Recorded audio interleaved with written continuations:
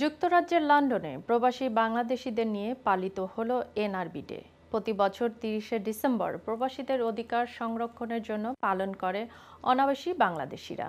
সহকর্মী ফজলে রহমান পিনাককে সাথে নিয়ে চিফ রিপোর্টার চৌধুরী মুরাদের 2 পর্বের ধারাবাহিক রিপোর্টের আজ দেখুন প্রথম পর্ব।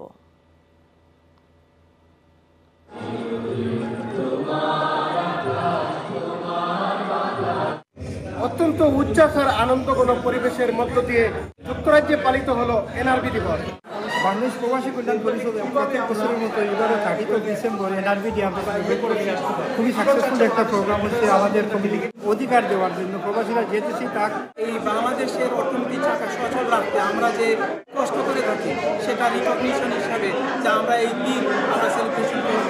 আপনারা জানেন আমরা গত 10 বছর থেকে এনআরবি ডে সেলিব্রেশন করতেছি এবং আমাদের একমাত্র উদ্দেশ্য হলো আমরা প্রবাসীদের জন্য নিয়ে কাজ করা। It does not have any affiliation with any political group, whether it is in Bangladesh, here in the UK or anywhere around the world.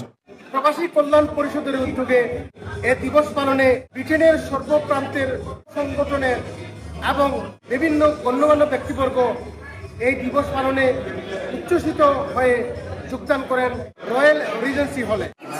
There's a large number of non-resident Bangladeshis outside দেশের বাইরে যারা থাকে ওটা খুব মায়া আছে দেশের জন্য।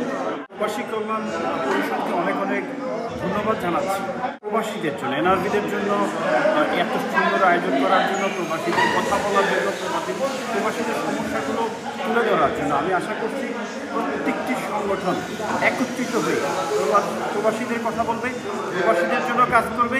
এই স্বীকৃতিটা আমি ওই কমিউনিটি স্বীকৃতি এইভাবে দেখি, not me, because I happen to be working for the community.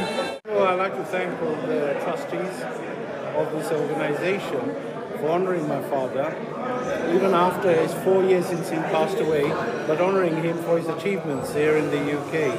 আমরা আশা করি আমরা সবাই মিলে যদি একত্রিত হয়ে এনআরবি ডে পালন করি, আমরা ভবিষ্যতে অনেক কিছু গভর্নমেন্ট থেকে আদায় করতে পারব।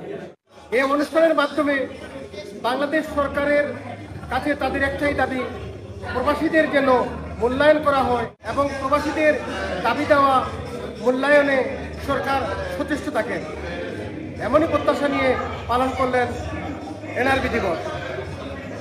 লন্ডনের রয়্যাল রিজেন্সি হল থেকে Chowdhury Murad, ION TV news, London.